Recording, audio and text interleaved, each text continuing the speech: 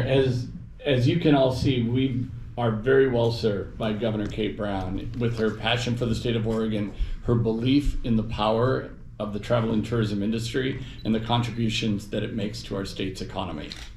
Governor Brown made sure that Oregon and Oregonians were well protected during the pandemic, and that we reopened when the time was right, and the time is right. So take her invitation to visit Oregon sincerely and genuinely, because Oregon is indeed open, and we are eager to have our guests from Korea rejoin us and begin experiencing the beauty of Oregon again. As the governor mentioned, there is an abundance of outdoor recreational opportunities in Oregon, and it's because Oregon, as she noted, is so diverse, from our entirely public coastline to the high desert country to the Cascade Mountain Range to Little Switzerland, as she noted, in the Wallowas, to the Columbia River Gorge, which is America's largest national scenic area, is the Columbia River Gorge National Scenic Area. So whether your passion may be hiking or skiing, whether it's downhill or Nordic cross country, or golf, or whitewater rafting, or fishing, or cycling, and not just road cycling, but also the mountain biking or the gravel biking as well, the gravel cycling as well. The abundance and the availability and accessibility of recreation in Oregon is truly unprecedented. Now, we understand that for our visitors from Korea, there may be a strong desire to want to go cycling in Oregon or to go trekking in Oregon, but perhaps it's new to them, or doing it in the US is new to them. So we want to make sure that that experience is enjoyable and memorable and safe. And so we do that by setting up a network of professional guides in Oregon that are able to take you on guided hiking trips, guided cycling tours, guided whitewater rafting trips, or fishing trips. And these are guides that can make sure that your trip is well planned, it's convenient, it's safe. You're getting some of those great insider tips, or access to places that others may not be able to access, or you may not be able to access on your own. In fact, one of my favorite stories, I don't know if any of you are anglers, I happen to be a fly fisherman, and there are guides in Oregon who are Native Americans that are also fly fishing guides, and they can help you access water that you can only access with them because it's on tribal lands. Therefore, that's the only way that you would be able to access that land. And by doing that, you're also giving yourself a more enriching experience as well. So we strongly encourage the use of professional outfitters and guides when coming to Oregon, because it just makes it so much more accessible and safer and enjoyable for you. And when it comes to your choice of accommodations, wherever you may find yourself in the state of Oregon, it could be a quaint bed and breakfast or an inn. It could be a yurt or a campground or an RV or motorhome that you've rented. It could be one of our golf resorts. Or one of our urban hotels. We have a new Ritz-Carlton, for example, that's going to be opening in downtown Portland next year. So whether it's luxury hotel or the quaint bed and breakfast in one of our rural communities throughout the state, or an even more rustic camping experience, the abundance of lodging opportunities for you to experience while you're in Oregon is there for you as well.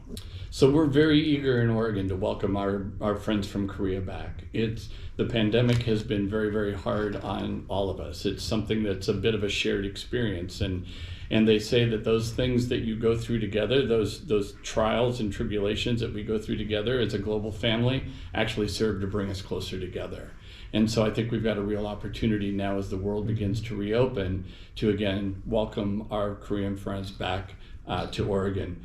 I'm encouraged by some of the numbers that I'm currently seeing right now. What we're hearing from the Korea Tourism Office is that prior to the pandemic, there were about 28 million Korean visitors that traveled abroad to any country, not just to the US. Roughly 2.3 million of them traveled to the US. And again, this is in 2019, prior to the pandemic.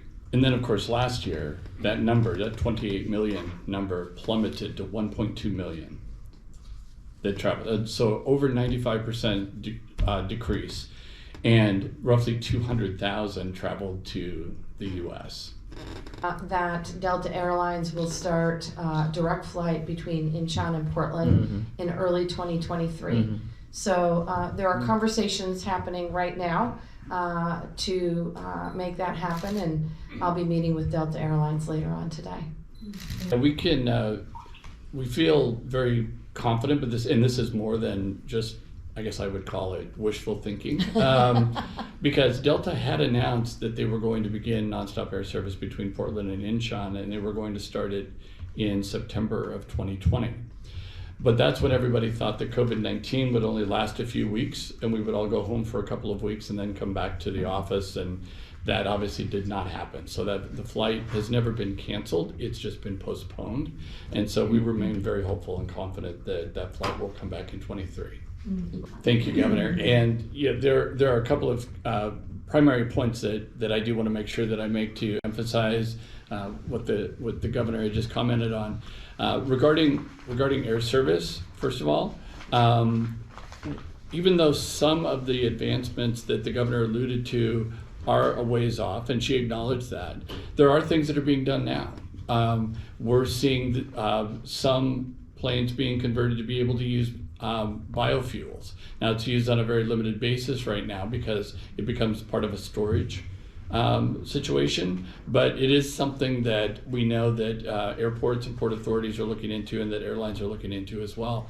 We also know that those that are manufacturing the planes, Boeing and Airbus, for example, are producing planes now that are infinitely more fuel efficient and low emission compared to what they were even 5 years ago.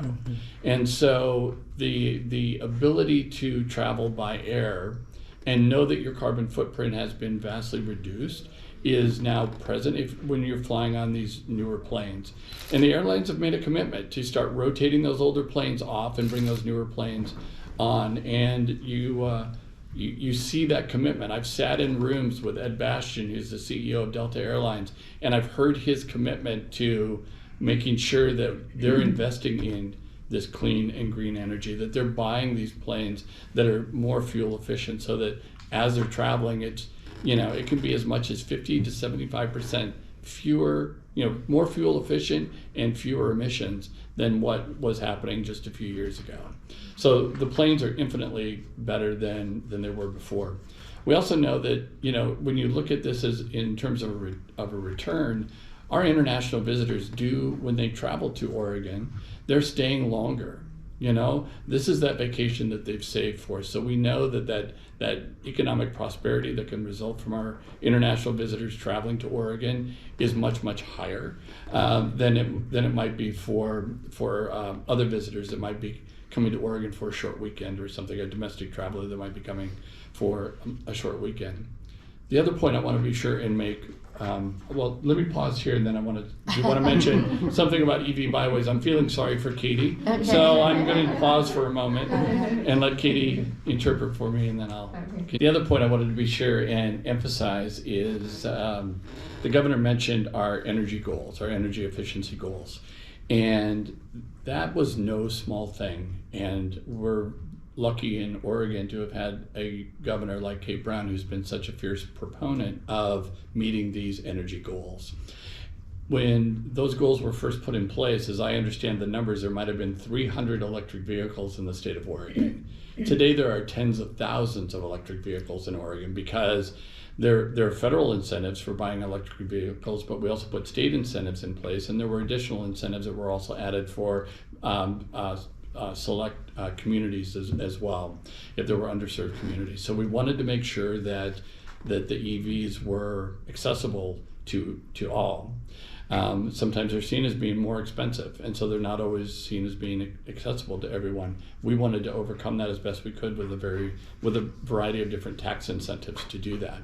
The other thing that the governor has seen to is that the electrification, if I can call it that, of Oregon is as pronounced in Oregon as you would find it in any other state in the United States. For example, she mentioned the entire Oregon coast being public.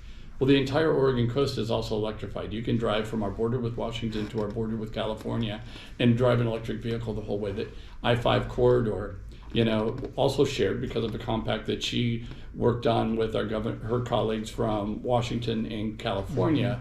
Now that whole I-5 corridor is also electrified. In fact, we have so many electric charging stations now in Oregon that we've been able to set up a series using them as tourism amenities. So we now have a series of scenic electric byways that are set up where with confidence, because that's the number one concern, right, with an electric vehicle is what they call range anxiety.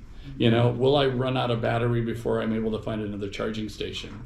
We've been able to address that in Oregon by setting up these scenic electric byways for folks to be able to experience the beauty of the state of Oregon. You can drive up the Columbia River Gorge and come around Mount Hood and come back into Portland, and it's electrified the whole way. I already mentioned the Oregon coast. You can do the Oregon Outback. You can go to Crater Lake. You can explore southern Oregon. You can explore the wine country. The governor mentioned our culinary scene.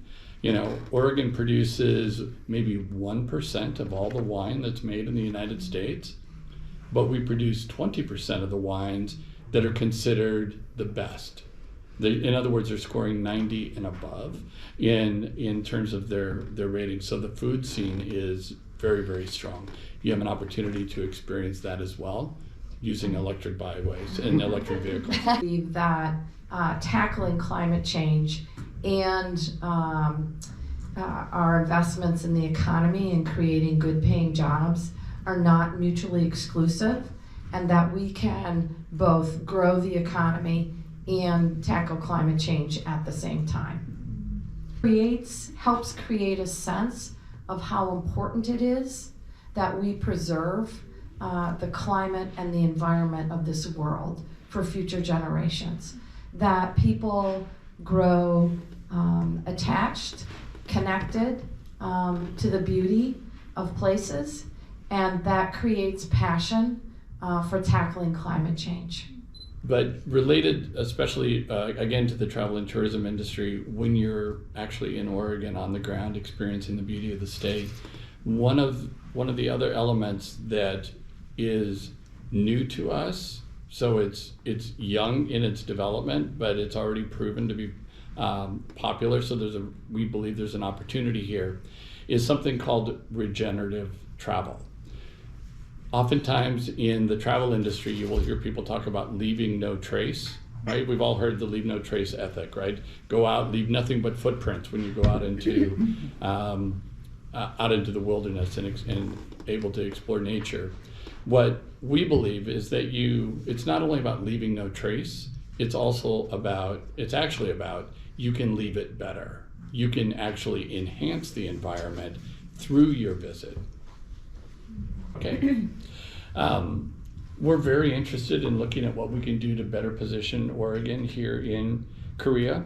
There are a few things that we're watching. The first, of course, was the pandemic being over. The second is the launch of the nonstop air service. We know that helps inspire more demand, more travel demand from that market when there's nonstop air service. So we're obviously watching that as well. We work very, very closely with Brand USA, which is our national travel and tourism office. So we're obviously able to work alongside them in terms of their representation in various countries around the world. And sometimes for us, that's an affordable, efficient way for us to look at making our investments in certain markets. But with the nonstop air service and what we believe is the pent-up demand for Korea, it's definitely having regular representation in Korea is certainly something that we're looking at very strongly.